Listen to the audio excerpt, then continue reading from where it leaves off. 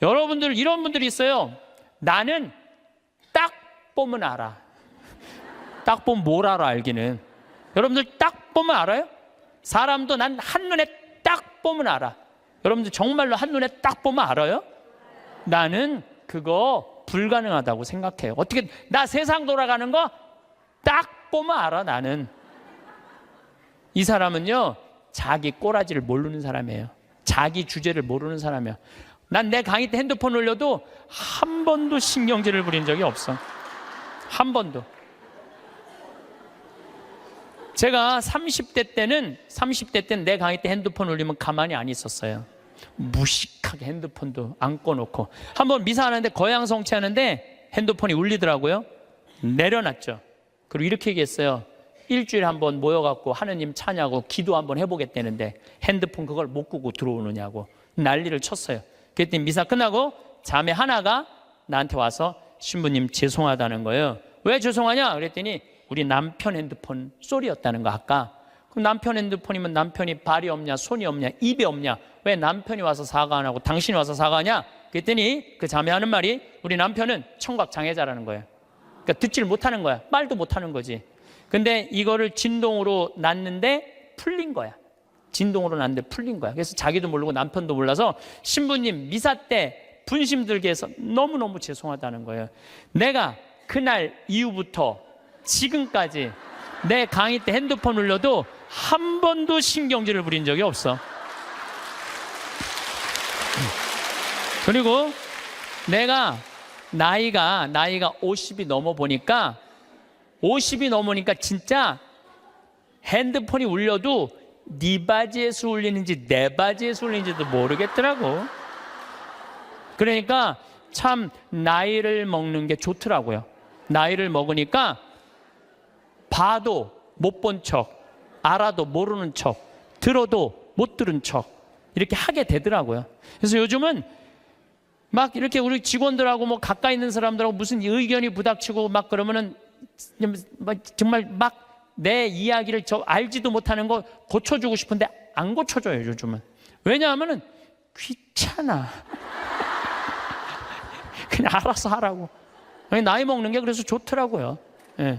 얼마 전 미국의 한 노인이 자기가 기르던 강아지에게 1,560억을 유산으로 물려주었습니다.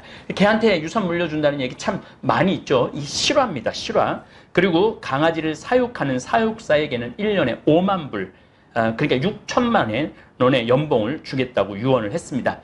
개가 죽으면 1,560억 중 남은 돈은 동물보호소에 기증하도록 유언을 남긴 거죠. 그 개도 죽을 거니까 그 개가 죽으면은 1,560억은 동물보호소로 기부하게끔 유언을 남겼습니다. 그런데 자신의 외동 아들에게는 100만 불만 유산으로 남깁니다. 100만 불은 우리나라 돈으로 12억이죠. 그러니 아들이 도대체 내가 개보다 못합니까?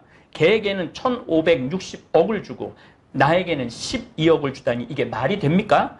판사님 억울합니다. 바로 잡아 주세요. 라며 변호사를 사서 소송을 제기했습니다. 얼마나 부모의 가슴에 한이 맺히게 하고 부모를 섭섭하게 했으면 부모가 재산을 개에게 다 물려주고 아들이 원망해갖고 소송을 걸으면 일불만 주라고 했겠습니까? 우리가 대접받는 자녀가 되는 길은 자녀로서의 자격을 갖춰야 돼요. 부모님의 기쁨이 되어야 하죠. 아들이 아들다워야 아들 대접을 받는 것입니다. 아들이 아들답지 않은데 어떻게 아들한테 유산을 상속해 줄 수 있습니까? 황창현 신부님의 행복 특강 지금 바로 시작하겠습니다. 영상이 마음에 드신다면 구독, 좋아요, 알림 설정 부탁드립니다. 임종 전 죽음을 예고하는 5가지 증상도 함께 들으시면 좋겠습니다. 저는 강의를 할 때 꼭 거울을 봅니다. 왜 거울을 보느냐면은 머리는 이렇게 잘 정리됐는지. 오늘도 평창에서 우리 부관장 신부님 이동이 있었어요. 그래서 부관장 신부님 오시는 거 맞이하고 이 인천까지 오는데 굉장히 멀더라고요.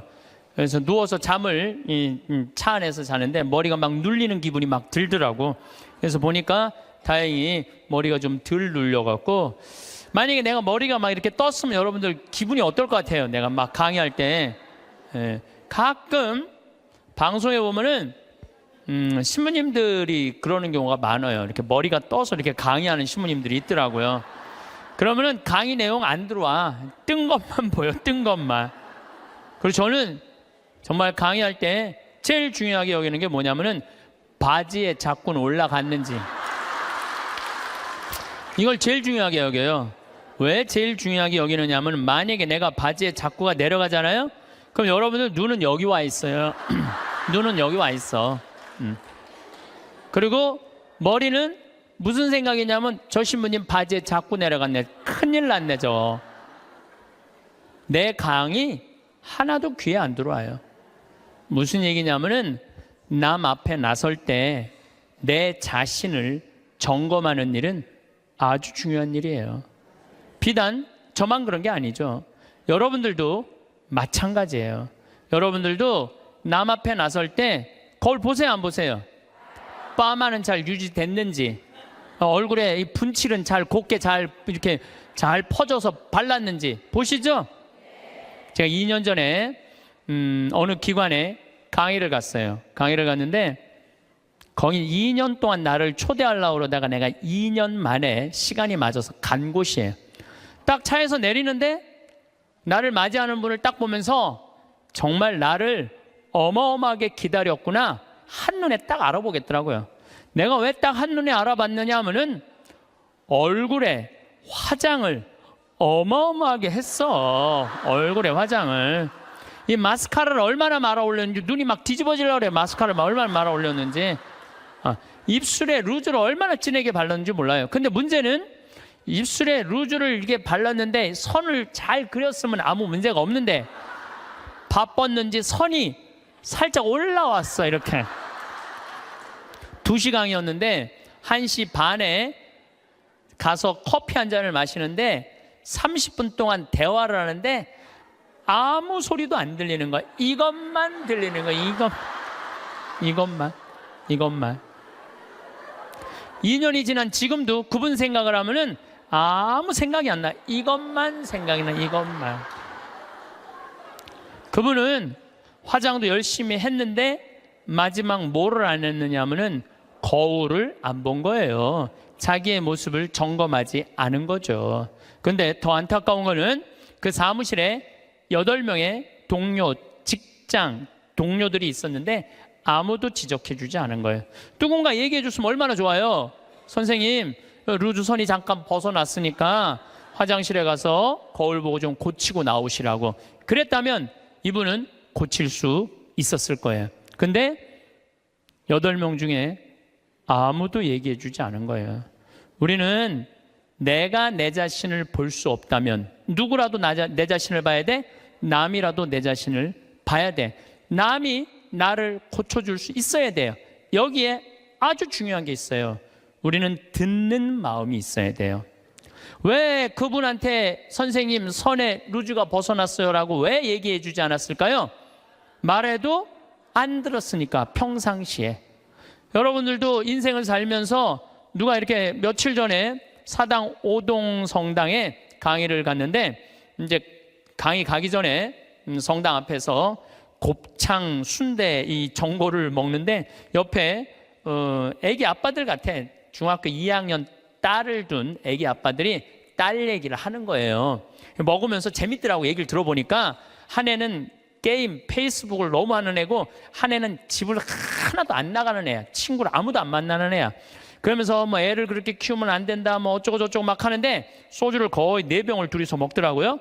근데 일어나면서 마지막 한 애기 아빠가 이런 말을 하더라고요.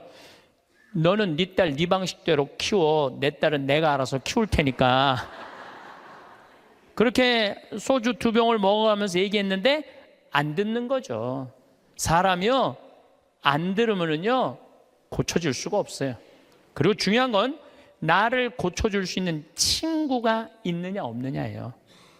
여러분들은 내가 만약에 루즈가 이렇게 잘못 벗어났을 때, 야 이리 와, 너 루즈 벗어났어 하고 이렇게 고쳐줄 수 있는 친구 있어요, 없어요? 있어야 돼. 그걸 뭐라고 그러냐면 멘토라고 그래요. 멘토. 내 삶을 이야기할 수 있는 사람, 내 삶의 문제를 이야기 나눌 수 있고 상의할 수 있는 사람, 멘토가 필요해요. 저는 3명의 멘토가 있어요. 물론 우리 동창 신부들은 뭐 멘토라고 그러긴 좀 그렇고, 나이 많은 형들 셋이 내 멘토가 있어요. 첫 형은 역시 신부님이죠. 나보다 3살 많아요. 근데 3살 많은 형인데 굉장히 영성적이에요. 영성적. 이분은 정말로 기도를 게을리하지 않는 분이에요. 언제나 기도를 참 열심히 하세요. 이분하고 이렇게 대화를 하다 보면은 우리 교회 평생 장애자들하고 장애자 사목을 하신 분이고, 신학교에서도 사회복지를 강의하신 분이에요. 이분 이번에 이제 안산 생명센터장으로 가셨는데 세월호에 249명의 학생이 죽었어요. 어른까지 304명이 죽었어요. 어른 55명, 학생 249명이 죽었어요. 그런데 안산에 가보니까 249명의 가족 중에 7명이 자살을 했다는 거예요. 너무너무 힘들으니까. 그러니까 이분이 하는 얘기가 뭐냐면은 그 한 사람이라도 살리는 게 사제가 할 일이라는 거예요. 그래서 이분하고 만나면은 그냥 저절로 영성적이 돼요. 대화를 하고 나면은 내가 피정한 기분이 들어. 근데 이 형님은 항상 나하고 이렇게 우리 집에 와서 잠도 자고, 나도 그 형님 집에 가서 잠도 자고 그러는데, 하루는 우리 집에 딱 오더니 딱 옷장을 열어보는 거예요. 옷장을 열어보더니 한마디 딱 하는 거예요. 황 신부, 옷이 양복이 너무 많으네. 예수님 이걸 원할까? 근데 한 대 맞은 기분이 드는 거예요. 왜냐하면 나는 뭐 봄, 여름, 가을, 겨울 1년 365일 강의를 하니까 양복이 봄에 뭐 몇 벌, 여름에 몇 벌, 겨울에 몇 벌, 이렇게 한 10벌이 넘었어요. 그런데 많다고 나한테 혼을 내더라고요. 여러분들 인생에 있어서는요, 나를 혼내줄 사람이 필요해요. 나를 혼내줄 사람이 없으면은요, 나는 아나 무인이 되는 거예요. 그걸 보고 내가 양복을 다 나눠줬어요. 다. 아까도 말씀드렸잖아요. 작년에 잠비아 가면서 양복 3벌 입으면서. 그래서 내가 근데 이제 다 나눠줘갖고 한 3-4벌로 딱 줄였는데, 할머니들이 방송에 내 양복 한 번도 안 바뀐다고, 부산에서 져서 올리고 서울에서 져서 보내줘갖고 다시 12벌이 됐어, 양복이. 그래서 이거 안 되겠다. 양복이 많아지는 건 어쩔 수 없는데 양복을 아예 갈아입질 말자. 그래서 한 달에 한 번씩만 딱 입고 다니기로 이제 내가 나하고 한 거예요. 근데 내가 그 형님 집에 가서 잠을 자는데 자기 침대를 꼭 내줘요.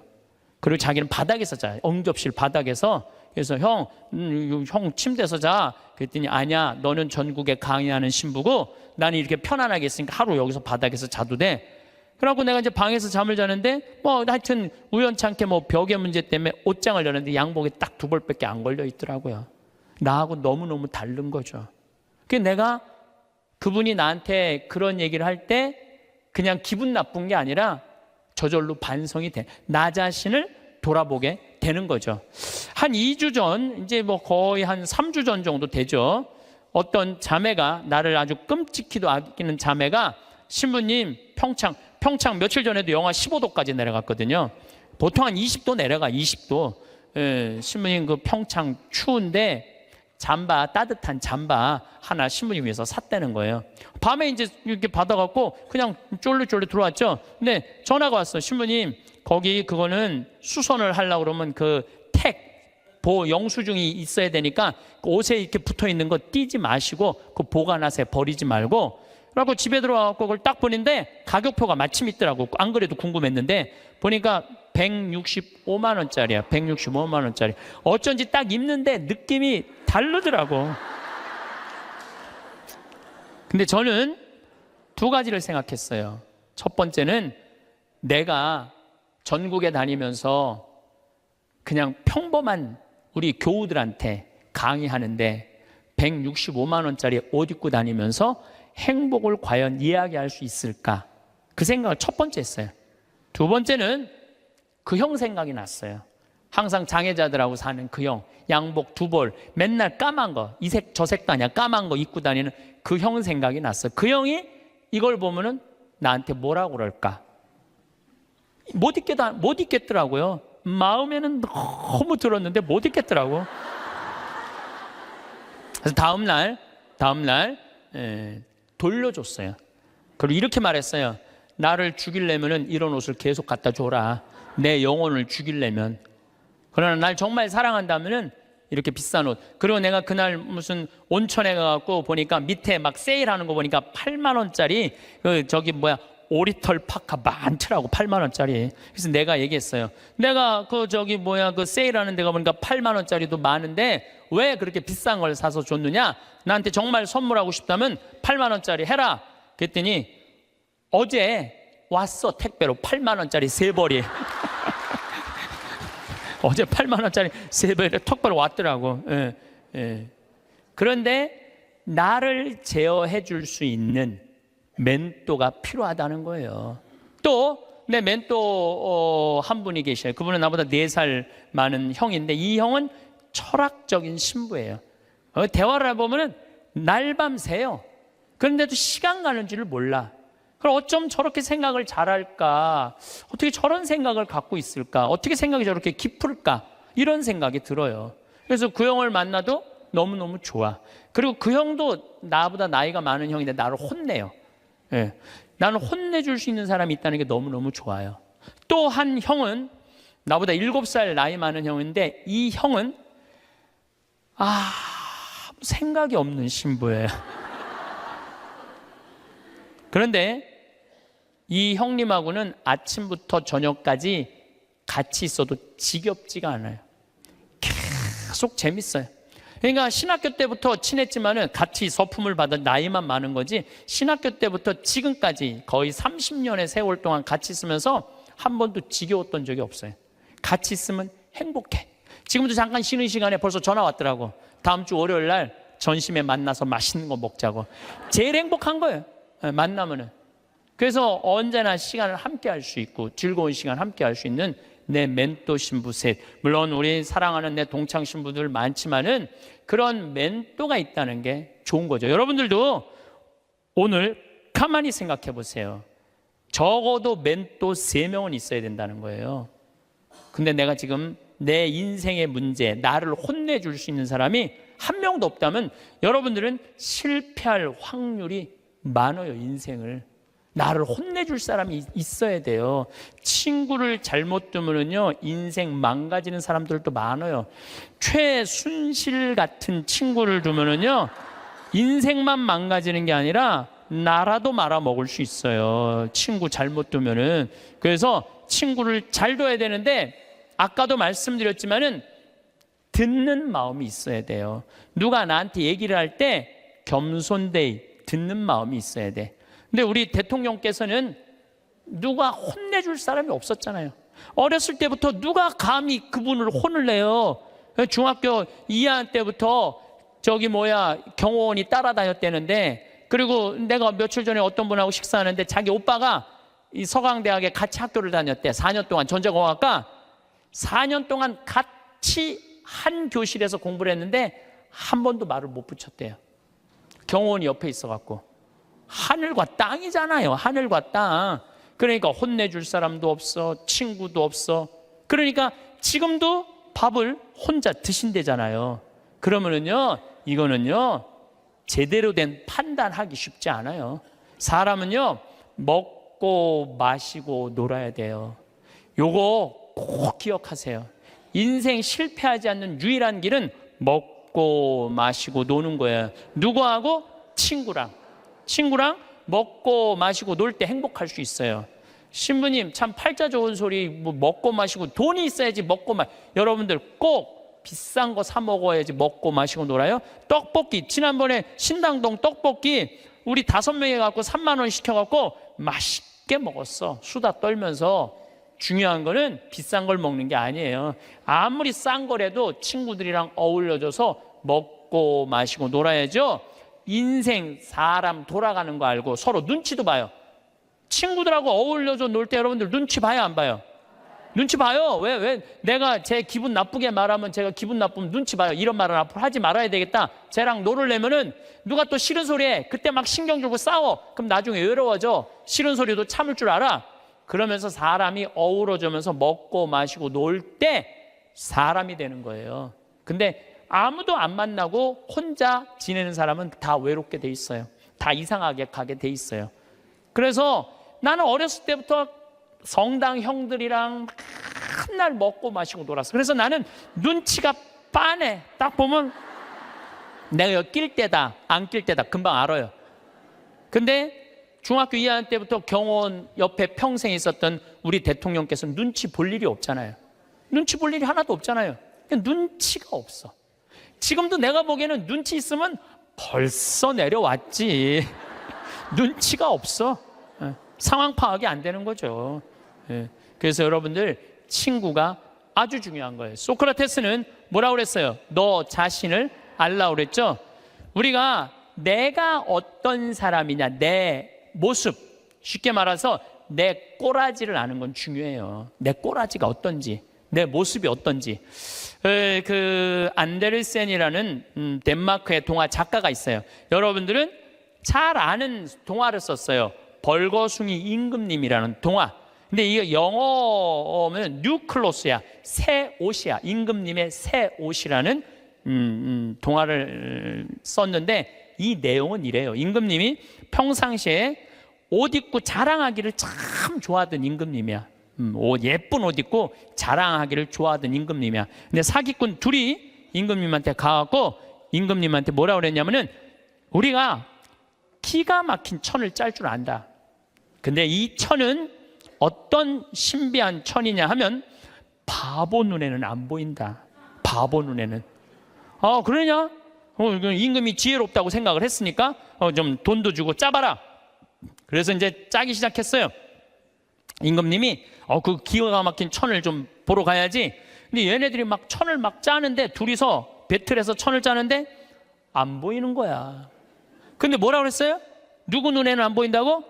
바보 눈에는 안 보인다고 그러잖아. 그러니까 둘이서 막 짜면서 임금님이 천 기가 막히죠. 막 그러니까 임금님이 뭐라 그래요? 기가 막히다고. 기가 막히다고. 근데 이게 의심이 가는 거야. 그래서 신하들을 불러서 뭐라 그래요? 한번 보라. 근데 신하들도 딱 보더니 눈에 보여 안 보여? 안 보여. 근데 누구 눈에는 안 보여? 바보 눈에는 안 보이잖아요. 바보 신하 되기 싫으니까 뭐라 그래? 임금님 너무너무 멋있다고. 그래갖고 이제 일주일이 지나갖고 다 짰다고 입으라고 다 보이지도 않는데 입는 흉내를 다 내갖고 입었어. 퍼레이드를 하시라고.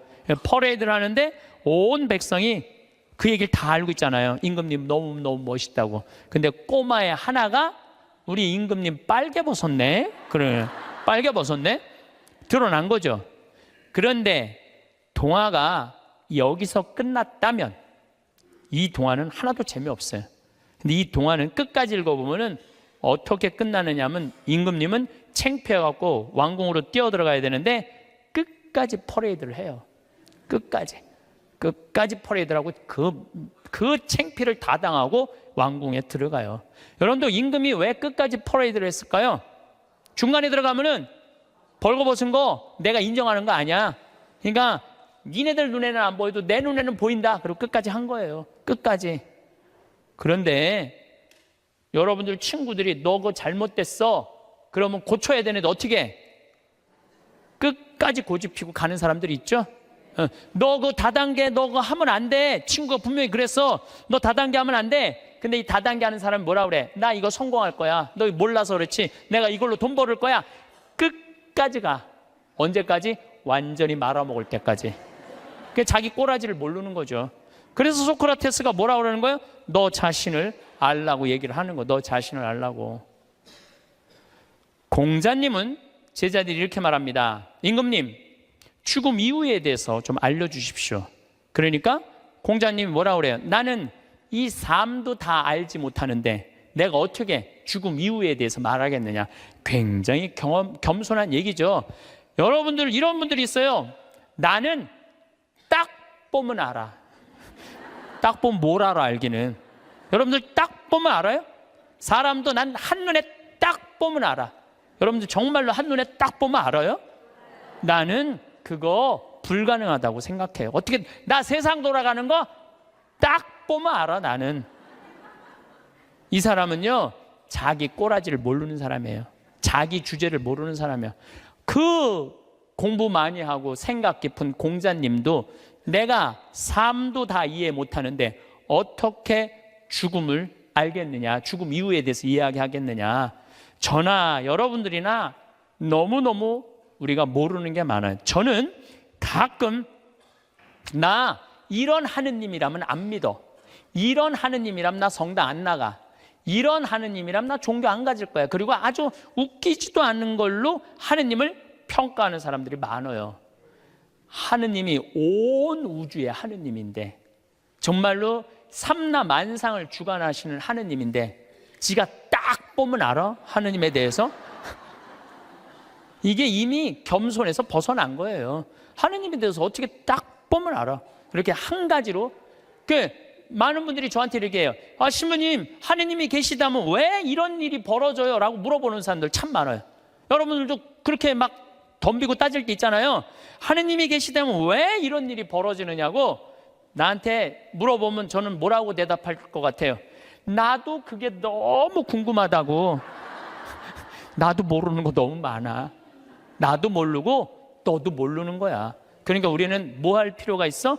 겸손해야 돼요. 자기 자신을 들여다보려면, 교만하면 자기 자신을 들여다볼 수가 없어요. 또 부처님은 뭐라고 그러냐면 자기 자신이 누군지를 아는 사람은 부처고 자기 자신이 누군지 모르는 사람은 중생이라고 그랬어요. 부처님도 결국은 가장 큰 숙제가 뭐예요? 자기 자신을 깨닫는 거야. 그게 각자 부처의 자기 자신을 깨닫는 일이 그렇게 어려운 일이에요. 그렇다면 여러분들은 여러분들 자신을 깨닫기 위해서 무슨 노력을 하나 이거예요. 무슨 노력을?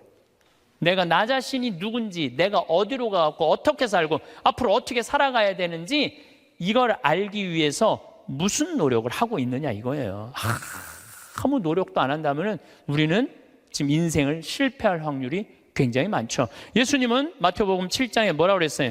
남의 눈에 있는 티끌 꺼낼 생각하지 말고 네 눈에 있는 들보 꺼내라고 그러죠. 이번에 제가 여름에 잠비아 봉사활동 가고 아주 크게 깨달은 게 하나 있어요. 이제 매년 40명 가다 이번엔 80명이 갔어요. 그러니까 거기 이제 뭐 숙소가 사람이 북적북적한 거지. 그러니까 뭐 샤워 물도 중간에 하다가 끊어지고 막 이런 일이 많아요. 그러니까 막 이제 제가 이번에 여름에 갔을 때 하도 샤워를 해갖고 하도 끊어져갖고 내가 이번에 한 게 있어. 이번에 보름 동안 가는 동안 샤워를 한 번도 안 했어. 샤워를 한 번도 안 했어. 아주 좋더라고요. 예. 그런데 문제는 샤워를 한 번도 안 해갖고 문제는 다 해결됐는데 화장실이 문제인 거야. 이 사람이 화장실에 갖고 일을 봤는데 물을 내렸는데 물이 안 내려오는. 그럼 어떻게 그냥 나오는 거죠. 그리고 난 다음에 내가 이제 일을 보러 딱 들어가면은 그 변기에 있는 똥을 보면 너무 더러운 거야. 너무너무 더러워. 정말 더러워. 그런데 이상하게 내가 이번에 깨달은 게 뭐냐면은 화장실에 갖고 내가 똥을 넣고 내 똥을 보면은 안 더러워. 이상하게. 나 요즘 그 청국장 가루 먹고 화장실 가면 정말 요새 황금색 똥이 나와요. 그걸 보고 있으면 오히려 이뻐. 똥을 보면은. 아니 내 똥은 안 더럽고 이뻐 보이는데 남의 똥은 더럽지. 신기하죠? 여러분들 그런 경험 없었어요? 예, 저기 목욕탕 가갖고 가보면 남 똥 놓고 안 내리고 가면 너무 더럽잖아요. 근데 또 막상 내가 똥을 놓고 보면은 이상하게 안 더러워. 이게 인간의 본성하고 똑같은가 봐요. 남의 단점은 더럽고 커 보이고 내 단점은 가리는 거예요. 안 보이는 거예요. 근데 우리가 정말로 이 세상을 올바로 살아가려면은 누구 똥이 들어야 돼? 내 똥이 들어야 돼. 누구 단점이 커 보여야 돼? 내 단점이 커 보여야 돼. 남의 단점은 작아 보이고 내 단점은 커 보여야 돼요. 그래서 내가 누구냐 이거 아는 일은 참 중요해요. 내가 누구냐라는 답이 나오면은요 어떻게 살아갈 것이냐라는 답도 나와요. 나는 천주교 신부예요. 그렇죠? 아주 간단하잖아요. 나는 천주교 신부야.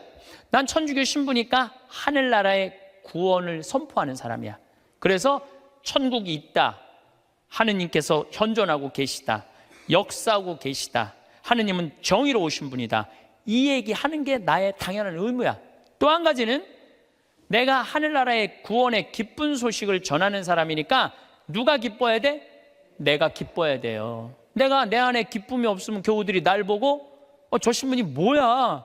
저 신부님한테 뭔가 기쁨이 있을 줄 알았더니 힘들다 그러고 짜증난다 그러고 그냥 사는 게 그냥 죽었으면 좋겠다고 이러면은 여러분들은 나한테 와서 위로를 받을 수 있어 없어요? 위로 못 받아요. 근데 나한테 와갖고 나는 저 별을 보면은 요즘은 별이 내 심장에 박혀. 진짜로 너무너무 별이 예뻐요. 별도 예쁘고 새벽에 이렇게 미사를 올라가면은요, 이제 우린 6시니까 5시 한 반쯤에 올라가면은 진짜 깜깜하거든요. 밤에 보는 별보다 새벽에 보는 별이 더 이뻐 또. 그럼 너무너무 행복해.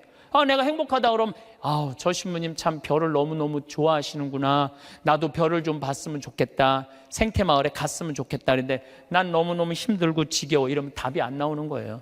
그러니까 내가 누구냐. 나는 또 천주교 신부인데 이번에 잠비아를 이렇게 갔을 때 대통령한테 땅을 10,000평을 받았어요.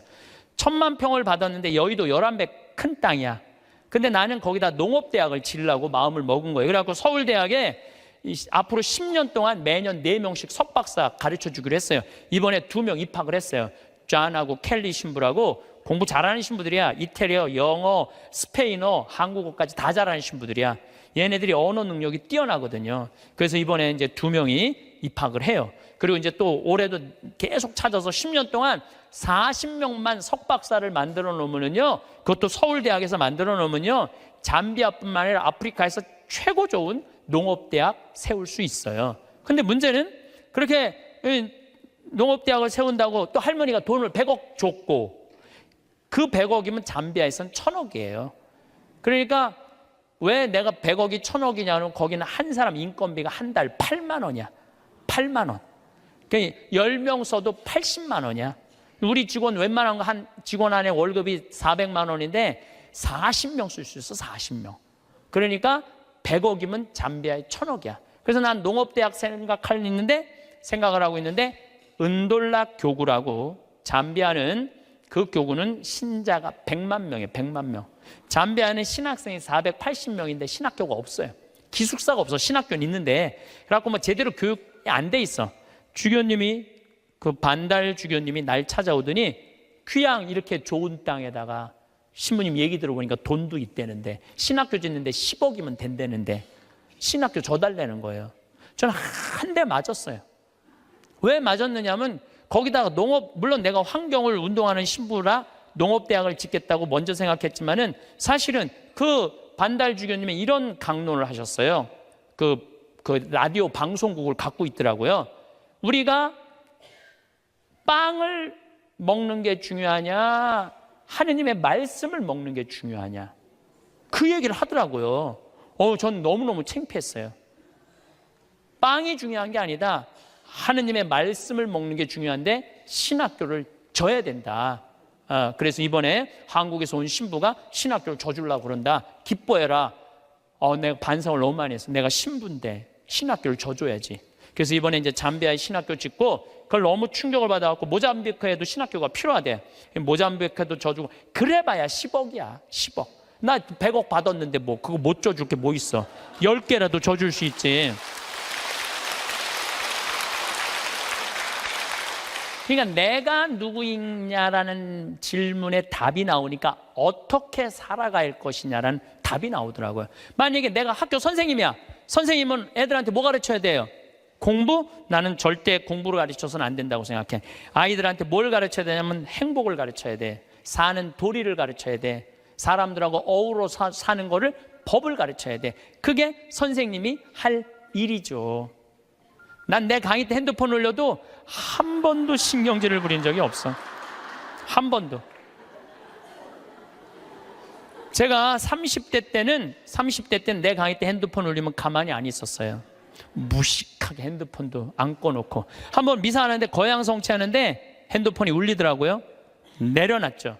그리고 이렇게 얘기했어요. 일주일에 한 번 모여갖고 하느님 찬양하고 기도 한번 해보겠다는데 핸드폰 그걸 못 끄고 들어오느냐고 난리를 쳤어요. 그랬더니 미사 끝나고 자매 하나가 나한테 와서 신부님 죄송하다는 거예요. 왜 죄송하냐 그랬더니 우리 남편 핸드폰 소리였다는 거 아까. 그럼 남편 핸드폰이면 남편이 발이 없냐 손이 없냐 입이 없냐, 왜 남편이 와서 사과 안 하고 당신이 와서 사과하냐 그랬더니 그 자매 하는 말이 우리 남편은 청각 장애자라는 거예요. 그러니까 듣지를 못하는 거야. 말도 못하는 거지. 근데 이거를 진동으로 놨는데 풀린 거야. 진동으로 놨는데 풀린 거야. 그래서 자기도 모르고 남편도 몰라서 신부님 미사 때 분심 들게 해서 너무너무 죄송하다는 거예요. 내가 그날 이후부터 지금까지 내 강의 때 핸드폰 울려도 한 번도 신경질을 부린 적이 없어.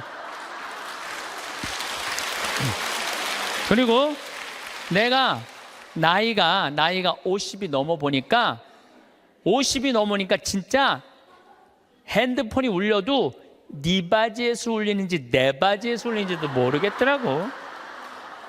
한 4, 5년 전에 춘천 수무숲이라는 성당에 강의 갔어요. 수무숲이라는 성당에 강의 갔는데 막 강의 시작하는데 핸드폰이 막 울리더라고요. 그래서 내가 얘기했죠. 나는 내 강의 때 핸드폰 울려도 한 번도 신경질 부린 적이 없다고. 그런데도 계속 핸드폰이 울리더라고. 근데 기분이 이상해. 보니까 내 바지에서 울리는 거야. 내 바지에서. 그래서 나이를 먹는다는 게 참 좋더라고요. 젊었을 때는 누가 잘못하잖아. 특히 교우들이 잘못하면 바로 지적하고 바로 혼냈어요. 정말 30대 때는 성체 영화로 나올 때 왼손이 위에 올라가고 오른손이 밑으로 내려가야 돼. 그래서 뭘로 영해야 돼? 오른손으로 영해야 돼요. 근데 막 교우들이 오른손이 올라오면은 무슨 손으로 영하게 돼? 왼손으로 영하게 되면 이거 불경스러운 거잖아요. 그래서 30대 때 오른손이 올라오면 손바닥을 내리쳤다니까. 내가 똑바로 하라고. 그러면은 이 교우만 사색이 되는 게 아니야. 뒤에서 성체 영화로 나오는 교우들도 내가 이렇게 해보면 보여. 막 이러면서 나오는 게 보여. 막 이러면서 나와. 근데 결국은 틀려. 그럼 또 손바닥 내리치는 거야. 30대 땐 내가 그랬어요. 근데 50대가 되니까 뭐가 보이느냐면은 주부들이 설거지 많이 하고 그러면은 손목 관절염이 있어. 그래서 이게 안 돌아가는 게 보이더라고. 안 돌아가니까 다른 손으로 하는 거야. 근데 30대 땐 그게 안 보인 거야. 그래서 50대, 지금 40대 후반부터는 왼손으로 올리면 왼손에 영해드리고 오른손으로 영해드려. 그리고 헷갈리는 교우들은 네가 알아서 줘. 그러면 내가 어떻게 영하는 줄 알아? 그냥 정가운데다 영해드려. 그냥 네가 알아서 먹으라고. 정가운데다. 그러니까 참 나이를 먹는 게 좋더라고요. 나이를 먹으니까 봐도 못 본 척, 알아도 모르는 척, 들어도 못 들은 척 이렇게 하게 되더라고요.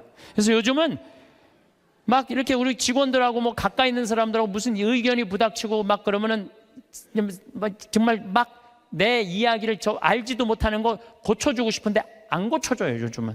왜냐하면은 귀찮아. 그냥 알아서 하라고. 나이 먹는 게 그래서 좋더라고요. 예.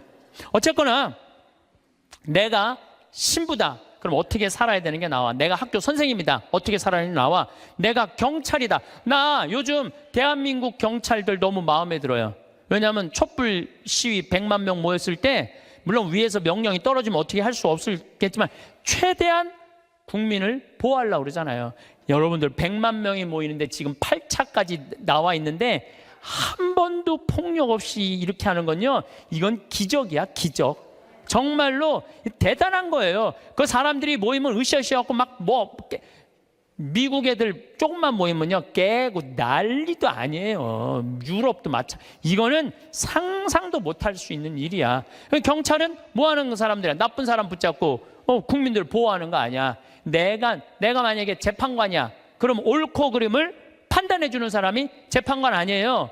그러면은 재판관이 뭐 이 상황 할 거 없이 정의로우면은 옳고 그름을 판단해 줄 줄 아는 사람이 재판관이야. 내가 누구냐라는 답이 나오면은요 행동하는 건 하나도 어렵지 않아요. 만약에 내가 대통령이야. 그러면은요 이건 진짜 많이 물어봐야 돼요. 내가 대통령이라 하면 5천만 명의 생명을 쥐고 있는 거야. 저는 요즘 이렇게 방송을 보면서 제일 안타까운 건 뭐냐 하면 지금 수출 안 돼, 국민들 뭐 1,500조 빚 있어, 깡통 전세 나와, 가게 막 무너져. 정말로 너무너무 힘들어요. 지금 온 똑똑한 사람들이 모여갖고 이 난관을 어떻게 극복해 나가야 되느냐, 이거 머리 맞대고 회의하기도 바쁜데, 내가 안 받았다, 나는 안 그랬다, 난 보톡스 안 맞았다, 이걸로 온 나라가 한 달 아니고 2달 아니고 6달을 이거 앞으로도 이럴 거 생각하면요, 막 억장이 무너져요. 억장이 참 답답해요. 만약에 내가 대통령인데 애들이 지금 어른까지 300명이 지금 빠져 죽어. 그러면 머리할 시간이 어디 있어요? 머리할 시간이 어디 있어요? 이거 말아 올릴 시간이 어디 있어? 지금 모자 쓰고 빨리 나가야지. 이게 왜 그러느냐면 내가 누구냐를 묻지 않기 때문에 그래. 내가 누구냐. 여러분들도 마찬가지예요. 내가 누구냐를 물어야 돼. 그래서 저는 중학교 1학년 때 세례를 받았어요. 14살 때. 세례 받기 전에 나는 어땠느냐?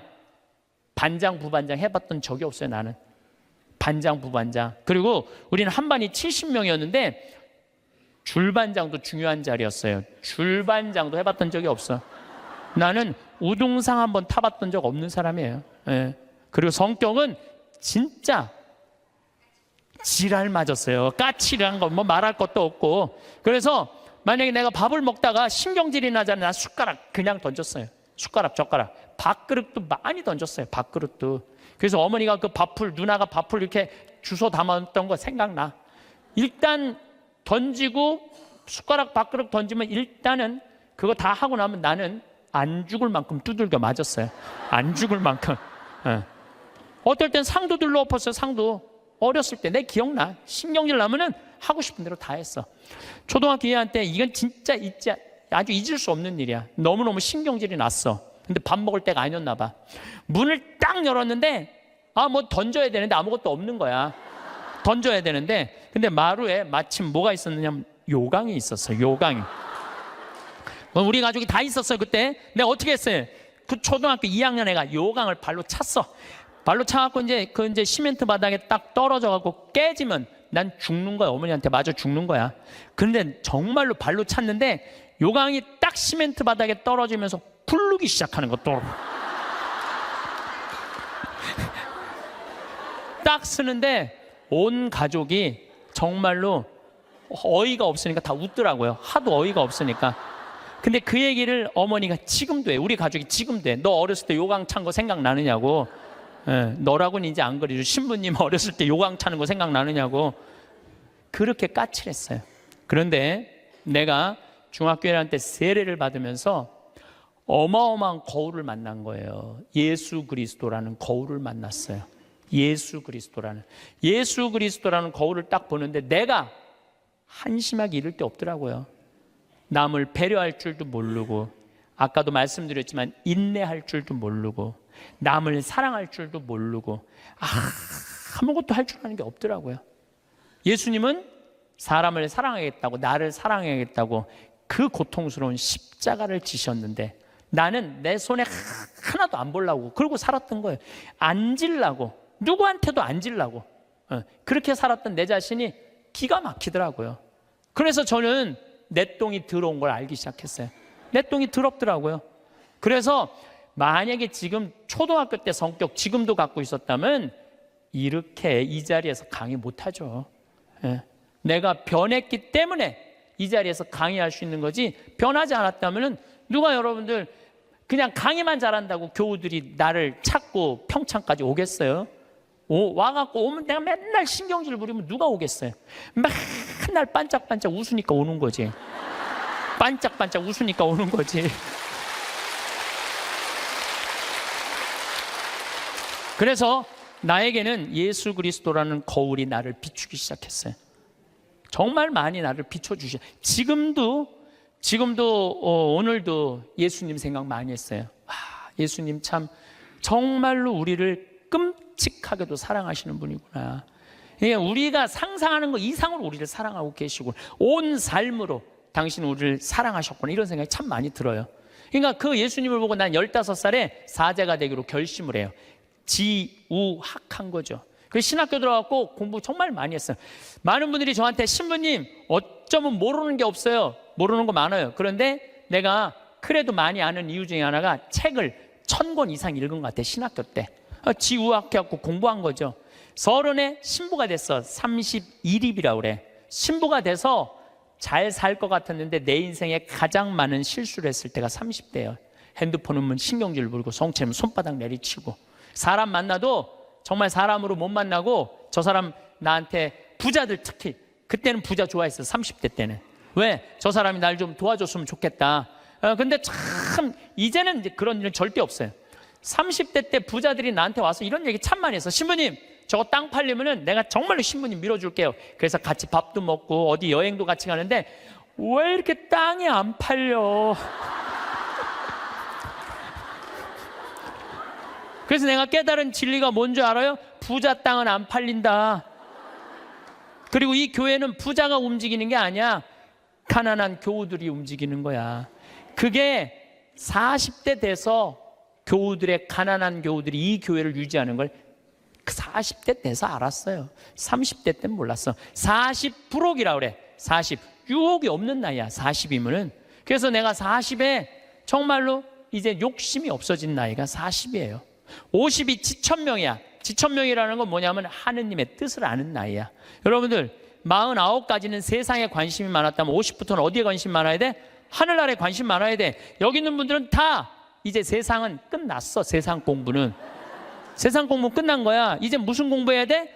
하늘나라 공부해야 돼. 62순이라고 그래. 60이면은 귀가 편안한 나이야. 누가 내 욕을 해도 화가 나지 말아야 돼. 또 화가 나지 않은 것뿐만 아니라 이 세상 이해 못 되는 게 없어야 돼. 다 이해가 돼야 돼. 그 정도로 여러분들은 공부를 많이 해야 된다는 얘기예요. 근데 지금 이해되는 난 저게 이해가 안 되네. 그럼 나이를 헛먹기 시작하는 거예요. 이해가 돼야 돼. 70 종심소욕 불육이라고 그래. 70에 마음 가는 대로 따르면은 법에 어긋남이 없어야 돼. 70 먹은 할머니들은 하느님이 하는 행동하고 똑같아야 돼. 할머니가 하는 행동이. 근데 70 먹은 할머니들 그냥 잔치집에 가고 부친 게 맛있다고 그냥 꼬쟁이에 그냥 싸갖고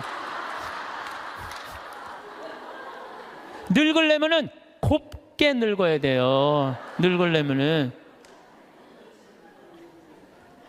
그래서 나는 과연 어느 단계냐 잘 생각해야 돼요.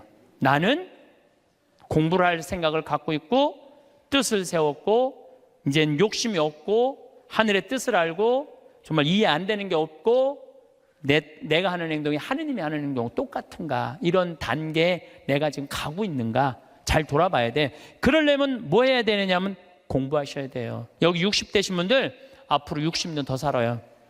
남은 60년 사람답게 살고 곱게 늙어가려면 어떻게 해야 돼? 공부해야 돼요. 사실은 오늘 이 강의는 평화방송에 6시간 녹화해놨어요. 그런데 또 영성에 한 게 아주 엑기스만 내가 지금 한 거야. 요거 듣고 평화방송에 또 6시간 강의 들으면은 여러분들은 아마 자신을 어떻게 깨웠느냐. 그래서 내 시리즈가 죽음 껴안기, 삶 껴안기, 자신 껴안기예요. 잘 죽으려면 잘 살아야 돼. 잘 살으려면 누구한테 잘해줘야 돼? 나한테 잘해줘야 돼. 그래서 아까도 말씀드렸지만 여러분들 마음 안에 구유 다 준비됐어요? 예수님이 탄생할 구유 다 준비됐어? 그러면 이 예수님 이번 성탄에 마음 안에 탄생하기를 바라겠습니다. 나는 내 강의 때 핸드폰 울려도 한 번도 신경질을 부린 적이 없어. 네, 오늘 신부님이 이렇게 오셨는데 제가 조금 시간을 미사 때문에 어쨌든 즐겁고 행복한 시간 되시기를 바라겠습니다. 감사합니다.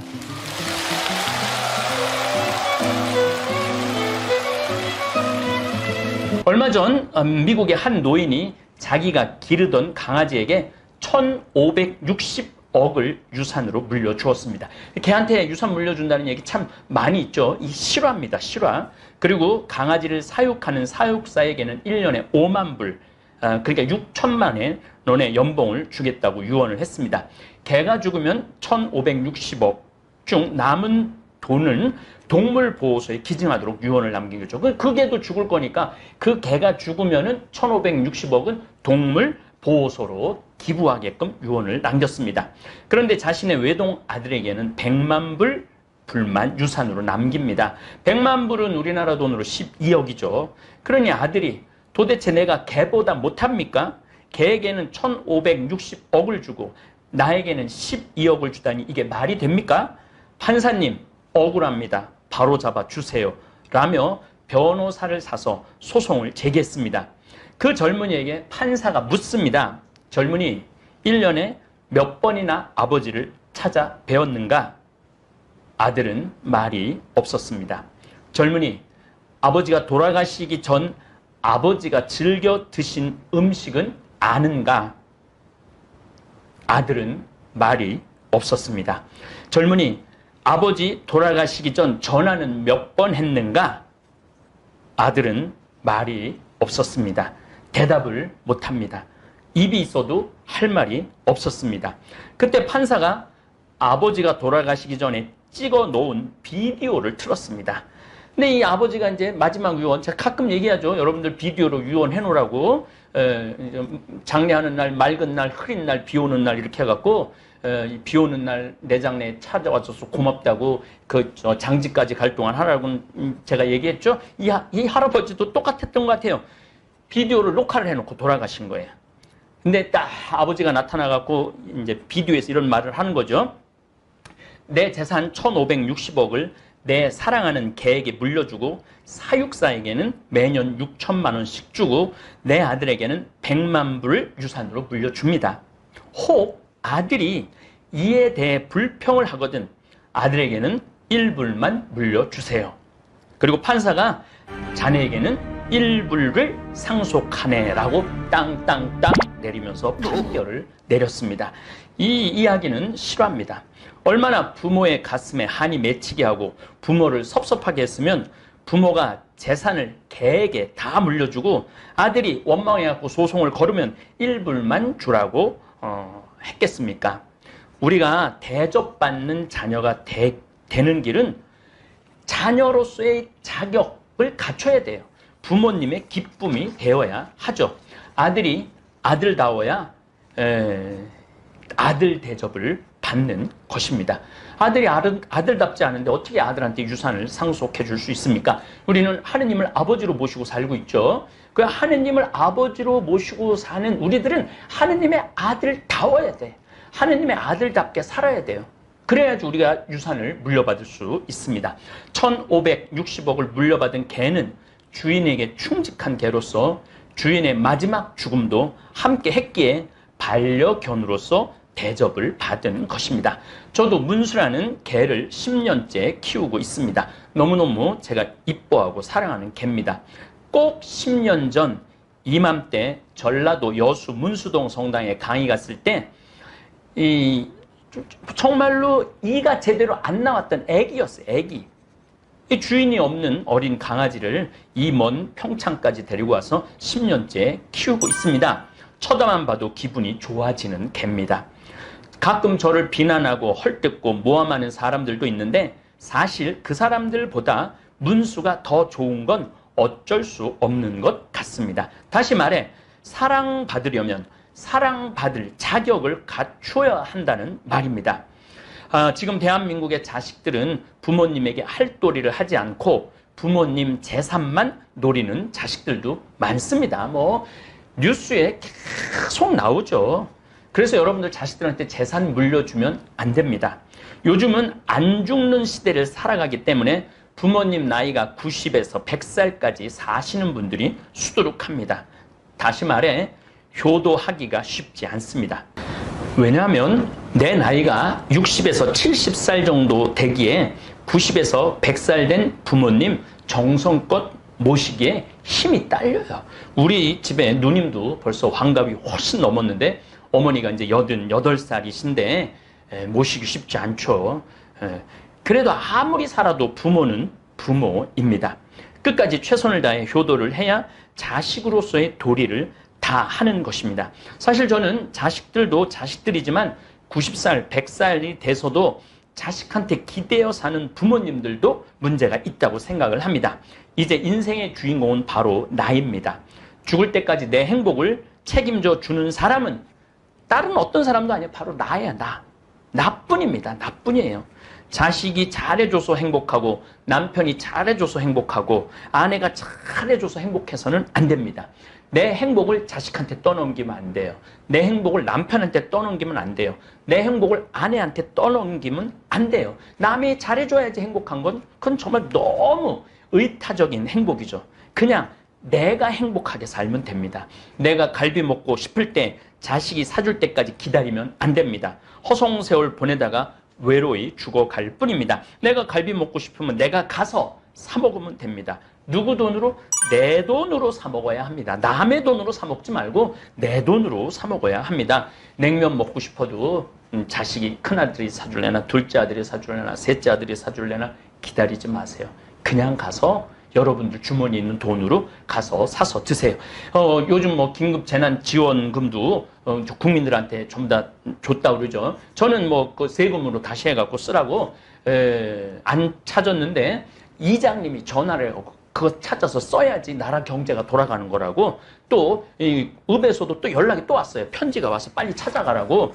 참 좋은 나라예요. 20만 원 그거 나오면은 그거 가지고 냉면 사서 드시면 돼요. 참 이 세상에서 나에게 갈비 제때 냉면 제때 사줄 사람은 나뿐입니다. 그래서 여러분들 행복의 주인공은 나라는 거 잊지 마시기 바랍니다. 어쨌든 이제 효도 얘기하다가 여기까지 나왔습니다. 겨우 1달러밖에 상속받지 못한 아들은 아들 자격이 없는 사람이었습니다. 오늘 예수님께서 12제자를 파견하시고 제자가 해야 할 일과 자세에 대해 말씀하십니다. 다산 정약용 선생님께서 목민심서를 쓰시는데 목민관이 지녀야 할 덕목을 알려주었듯이 예수님께서도 제자들이 복음을 선포하면서 지녀야 할 덕목을 알려주십니다. 우선 거저받았으니 거저주라고 말씀하십니다. 지금도 강론 원고를 쓰고 있는데 세관에서 전화가 왔습니다. 미국에서 저에게 $10,000를 보내와서 확인차 전화했다고. 제가 예수님의 제자라는 단 한 가지 이유로 $10,000를 보내왔습니다. 제가 거저 받았으니 아프리카에 거저로 우물을 파줄 수 있는 것입니다. 만약 제 전대에 금도, 은도, 구리돈이 가득하다면 세상 사람들은 저에게 돈을 보내주지 않을 것입니다. 제 주머니에 금도, 은도, 구리돈도 없기 때문에 많은 분들이 마음 편안하게 저에게 돈을 보내주는 것입니다. 만약 제가 보내주신 돈을 제 주머니에 차곡차곡 쌓아서 내 통장을 만들어 모아놨다면 아무도 저에게 기부하지 않을 것입니다. 저는 지금 현재 제 통장에 한 350만 원 있습니다. 사제생활 28년 살았는데 그 돈을 제대로 모으지 않았죠. 다 써버렸어요. 제 신념은 그달에 번 건 그달에 다 쓰자가 제 신념이에요. 그거 남겨놨다가 어느 순간 날아갈 줄 모르거든요. 그러니까 그달에 번 건 그냥 그달에 그냥 쓰는 거죠. 저는 요즘 이 복음의 말씀 신비를 거의 완벽하게 누리고 사는 사제로 살고 있습니다. 아무것도 없으니까 너무나 많은 돈이 들어와요. 저에게 100억, 200억을 기부하시는 분들도 있고 그분들에게 제가 간호대학 짓고 고아원 짓고 고등학교 짓고 신학교 지어서 눈으로 직접 확인하게 해주기 때문에 그분들은 그 엄청난 돈을 기부하고도 기쁨에 넘쳐 흐른다고 얘기를 해요. 신부님, 내 인생의 가장 행복한 순간은 신부님한테 돈 100억 기증하고 난 다음부터 자기는 자유를 찾았다는 거예요. 사람은 비움의 철학을 할 줄 알아야 합니다. 쌓아두기만 하면 그곳은 반드시 썩어 나도 못 쓰고 너도 못 쓰고 죄악으로 물들어 버리는 경우가 대부분이에요. 제 짧은 삶을 이렇게 뒤돌아보면은 아예 돈이 없을 때는 죄질 일도 없어요. 돈이 없으면 고민할 일도 없어요. 이제 뭐 우리 정도 나이 되면은 돈이 뭐 5천만 원, 1억 정도 있을 수 있죠. 그럼 그거를 야 주식을 사야 되느냐, 땅을 사야 되느냐, 건물을 사야 되느냐, 어디다 묶어놔야 되느냐, 또 누가 또 급하게 돈 꿔달라고 그러면 또 이것도 꿔줘야 되느냐. 별 불편함이 다 있잖아요. 근데 저는 뭐 돈 없으니까 혹시 누가 나한테 돈 꿔달라고 그래도 나 이거 한 300만 원밖에 없는데 그게 아주 편안한 거예요. 아주 마음이 편안하죠. 400년간 부자였던 경주 최 씨 집안을 보면 끊임없이 백리 안에 있는 이웃과 나누면서 살았는데도 창고에 쌀이 비지 않고 농토는 점점 넓어져만 갔습니다. 일제강점기 때는 독립자금으로 내어놓고 결국에는 전 재산을 대구 영남대학에 기증하고 모든 재산에서 손을 탈탈 털었습니다. 지금도 대한민국 국민의 사랑을 받는 경주 최씨 집안입니다. 사실 이 세상에 빈손으로 태어납니다. 하느님께서 모든 걸 맡겨주십니다. 우린 빈손으로 아무것도 가지고 태어나지 않아요. 그냥 빈손으로 태어났는데 하느님께서 햇빛을 주시고 공기를 주시고 비를 주시고 아름다운 경치를 주시고 그리고 우리가 두 발을 디디고 사는 이 땅도 하느님이 주신 거예요. 여러분들 이 땅 공짜로 이거 밟고 다니는 거 이거 보통 큰 은총 아닙니다. 제가 사는 60년, 70년 지구에서 살면서 빌려 쓰다가 그냥 제자리에 놓고 가는 것이 인생입니다. 그러니까 빈손으로 와서 공수래 공수거라고 그러잖아요. 빈손으로 와서 빈손으로 가는 게 우리 인생이에요. 우리가 누리는 모든 것을 거저 받았습니다. 어떤 노력도 하지 않고 그냥 받았어요. 햇빛도 그냥 받고 오늘 아침에 그 햇빛 이렇게 한 30분 쬐고 앉아 있는데 뭐 다리도 따뜻한 게 너무 좋더라고요. 그 기가 막힌 거를 공짜로 누릴 수 있으니 얼마나 행복합니까? 그리고 이 지금 아름다운 자연 네 발로 제가 매일 요즘 평창 바위공원 우리 직원들이랑 하루에 1시간 걷는데 얼마나 그 공짜 받는 거 아니에요. 다. 그래서 우리가 누리는 모든 것을 거저 받았습니다. 어떤 노력도 하지 않고 하느님께서 주신 거예요. 그러니 거저 받았으니 거저 주라는 예수님의 말씀은 진리입니다. 그리고 내가 가진 재물이나 명성이나 인기도 다 시간이 지나면 사그라들게 되어 있습니다. 제가 저도 이 인기 있죠. 그렇지만 시간이 지나면 다 사그라들게 돼 있어요. 그때 유유자적할 줄도 알아야죠.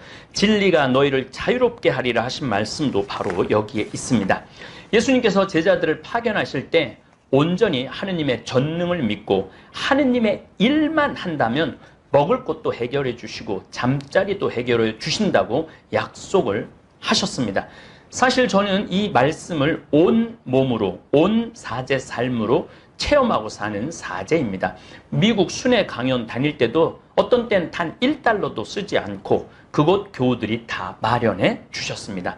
남미도 한 달 강의 다닐 때도 아니 어느 곳을 유럽을 가든 아프리카를 가든 호주를 가든 뉴질랜드를 가든 어느 곳을 가든 하느님의 일을 할 때는 하느님께서 협조자 그리고 제가 누워서 잠잘 자리를 마련해 주셨습니다.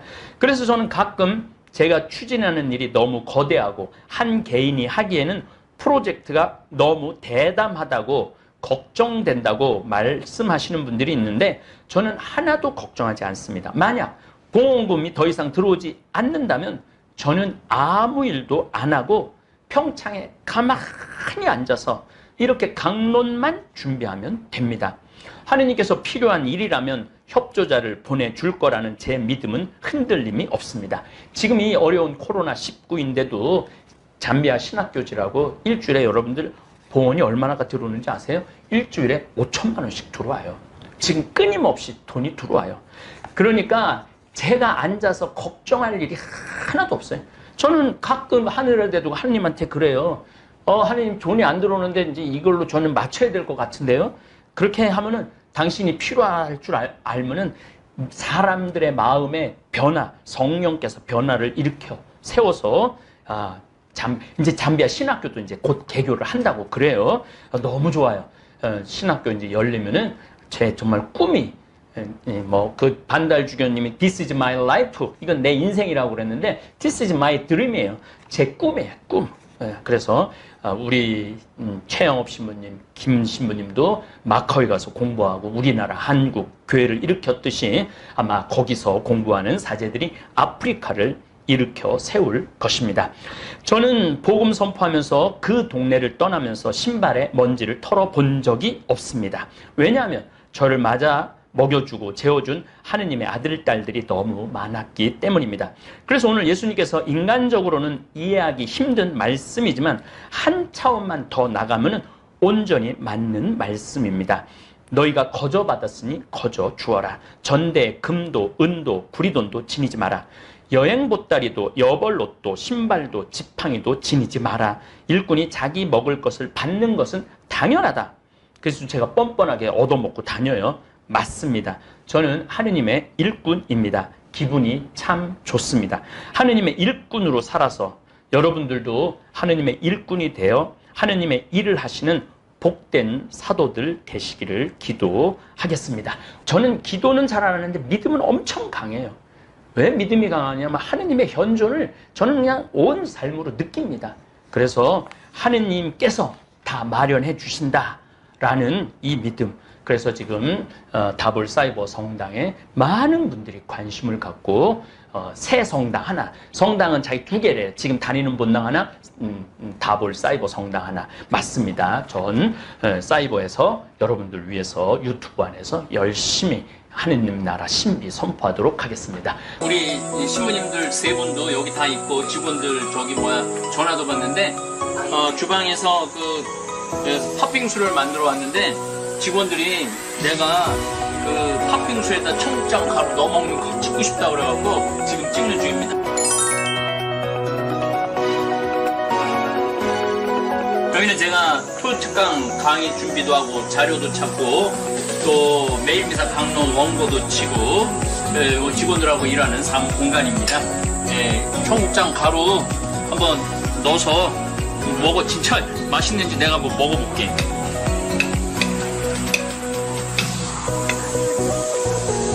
맛있겠지. 일단 한번 맛을 보고.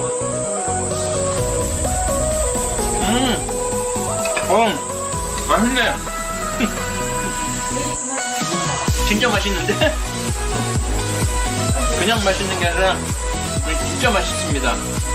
그래서 이 청국장 가루를 많은 경우 된장찌개 마지막에 넣어서 드시는 분들도 있고 라면 끓여 먹을 때도 마지막에 청국장 가루를 넣어서 이렇게 섭취한다고 그러세요. 또 어떤 분들은 그 야채, 샐러드 할 때도 이 청국장 가루 넣어서 이렇게 드시는 분들도 생활 안에 여러 가지 방법으로 해서 드신다고 합니다. 우리 직원들이 팥빙수를 만들어 갖고 왔는데 넣어서 먹어보니까 맛있네요. 전혀 이질감 없습니다. 여러분들도 팥빙수 드실 때 한번 해보세요. 아주 맛있습니다. 오늘은 조금 무겁고 현실적인 이야기를 나눠볼까 합니다. 인간이라면 누구도 피할 수 없는 한 가지가 있지요. 우리 모두는 언젠간 늙고 병들어 죽게 마련입니다. 죽음을 떠올리는 것을 금기시하는 우리는 죽음의 맨얼굴을 애써 보지 않으려 하다가 부모나 배우자, 자식처럼 가까운 사람을 잃고 나서야 허둥지둥 죽음에 관해 생각합니다. 그러나 그것도 잠시 산 사람은 살아야 한다며 또다시 현재에만 집중하지 하지만 우리 대부분은 호스피스 병동의 환자처럼 결국엔 임종실의 주인공이 될 것입니다. 이처럼 우리 모두는 언젠가 죽음을 맞이해야 하고 사랑하는 이와의 영원한 이별을 준비해야 합니다. 사실 그보다 더 힘든 것은 죽음의 순간 작별 인사도 하지 못하는 것일 텐데요. 인간이 세상을 떠나기 전 때가 왔다는 것을 알 수 있다면 얼마나 좋을까요? 스스로 삶을 마무리하는 시간을 가질 수도 있고 사랑하는 사람의 마지막 순간을 지킬 수도 있을 것입니다. 인생이라는 웅장한 공연의 커튼이 내려가는 그 순간 여러분과 저는 무엇을 뜨겁게 느끼면서 육체와 이별하게 될까요? 임종 직전 대부분의 사람들에게 나타나는 공통점이 있다고 하는데요. 그래서 오늘은 임종 전 일어나는 대표적인 6가지 증상에 대해 살펴보려고 합니다. 오늘의 영상 끝까지 시청하시고 인생의 마지막 여정을 위한 해안을 얻으셨으면 좋겠습니다. 바로 시작하겠습니다. 우선 첫 번째로 수면 시간의 변화가 생깁니다. 길게는 약 한 달에서 짧게는 일주일 전부터 수면 시간은 평소보다 길어지고 깨워도 별 반응을 하지 않습니다. 사의를 내리자고 잠깐 가족의 얼굴을 알아본 뒤 다시 깊은 잠에 빠져들기도 합니다. 마치 혼수 상태처럼 잠만 자는 것이 특징인데요. 보통 사람은 잠을 잠으로써 몸이 회복되는 작용이 일어나지만 임종 전 환자는 몸이 회복되는 것이 아니라 대사가 서서히 느려져 체내의 장기 기능이 떨어지고 있다는 것을 의미합니다. 또 갑자기 이상한 말을 하기도 하며 이유 없는 공포감을 드러내기도 하는데요. 항상 의식에 반응이 없는 것은 아니기 때문에 의식이 명료할 때 하고 싶은 대화를 미리 해두는 것이 좋습니다. 두 번째는 피부가 변합니다. 임종 전의 피부 변화는 종종 발생할 수 있는 현상 중 하나입니다. 주로 다음과 같은 양상으로 나타날 수 있습니다. 첫째, 차가운 피부. 임종에 접어들면서 혈액 순환이 감소하고 체온이 떨어지면서 손과 발, 얼굴 등이 특히 차가워질 수 있습니다. 둘째, 천진 및 발색 변화. 피부의 진피와 표피의 경계가 더욱 뚜렷해지고 피부가 창백해질 수 있습니다. 혈액 순환이 감소하면서 발색 변화가 나타납니다. 셋째, 수족 부종. 종종 임종 전에는 신부전이나 체내 액체 이동의 변화가 생길 수 있어서 손과 발이 부어오를 수 있습니다. 넷째, 건조한 피부, 신체 대사가 감소하면서 피부가 건조해지는 것이 일반적입니다. 각 단계가 진행됨에 따라 피부가 푸르스름해 보이는 청색증이 나타나기 시작합니다. 임종 전 대표적인 증상 세 번째는 정신이 맑아집니다. 죽음에 다다르면 오히려 정신이 맑아지고 뚜렷해지는 모습을 보이는 경우가 여럿 있습니다. 보통 이런 현상은 노화로 죽음을 맞이하는 노인들에게서 많이 발견되는 증상입니다. 이런 경우 제 기능을 하지 못하던 뇌도 순간적으로 제 기능을 해서 전에는 바로 옆에 있어도 잘 알아보지 못하던 가족들을 알아보고 초점을 잃었던 눈에도 힘이 생깁니다. 이런 상황에서 보통 어르신들은 가족들과 인사를 나누고 유언을 하시기도 합니다. 이럴 때 종종 힘있고 뚜렷한 눈으로 천장이나 창밖을 계속해서 주시하는 경우가 많다고 합니다. 네 번째는 호흡이 변합니다. 보통 임종 과정에서 나타날 수 있는 호흡은 체인스톡 호흡이라고 합니다. 임종이 다다르면 숨을 몰아쉬고 또 잠시 멈췄다가 또 몰아쉬는 경우가 반복됩니다. 이런 경우 보통 임종 과정에 가까웠다고 보게 되고 자연스럽게 숨을 쉬지 못하고 목의 근육이나 턱, 가슴 근육 이런 것들을 많이 사용을 해서 숨을 쉬는 모습을 보입니다. 또 가래 끓는 소리가 나기도 하는데요. 죽음을 앞둔 사람은 가래를 삼키지도 뱉어내지도 못하게 되면서 목에 분비물이 쌓이게 됩니다. 따라서 숨을 쉴 때 가래 소리가 납니다. 영어에서는 죽음의 딸랑이라고 이를 뜻하는 단어가 있을 정도로 대표적인 임종의 신호이기도 합니다. 다섯 번째는 식욕 감소 및 갈증이 생깁니다. 임종 전 증상으로 며칠 몇 주 동안 많은 사람들은 음식과 음료에 대한 욕구가 감소하는 것을 경험하는데 거식증으로 알려진 이러한 식욕 부진은 신체 쇠퇴의 자연스러운 부분입니다. 몸이 필요한 것만 받아들이고 필요하지 않은 것은 배출합니다. 또 입이나 목이 건조해지고 입술이나 혀가 갈라지거나 침이 끈적끈적해집니다. 마지막 여섯 번째는 변실금이 생깁니다. 임종 전 환자는 소변색이 진해지고 양이 줄어들게 되는데요. 모든 근육의 힘이 서서히 풀리게 되면서 환자의 의지와는 상관없이 근육의 힘이 풀리기 때문에 변실금이 생기곤 합니다. 임종이 가까워질수록 대변의 양이 많아지고 반대로 혈압은 저하되어 소변의 양은 줄어들게 됩니다. 여러분 어떠신가요? 말씀드린 증상은 죽음의 접근과 더불어 몸과 정신의 변화를 나타내며 종종 죽음의 문턱에서 받아들임과 평온을 준비하는 과정으로 볼 수 있습니다. 의식이 없고 표현을 할 수 없을 때를 대비해서 의식이 있을 때 가족분과 소중한 사람들에게 충분히 전할 말을 하셔야 후회가 남지 않습니다. 요양병원에서 간호사로 20년째 일하고 있는 김미옥 씨는 수많은 죽음을 목격하면서 깨닫게 된 경험이 있다고 하는데요. 한 어르신은 폐렴으로 오랜 병상 생활을 하셨다고 합니다. 고령의 이 할아버지는 죽음이 문턱에 있었는데도 불구하고 아무도 어르신을 찾아오는 사람이 없었다고 합니다. 이 간호사가 수소문을 해보니 할아버지께서 젊은 시절에 가정을 돌보지 못하고 가족에게 지은 죄가 많으셨다고 합니다.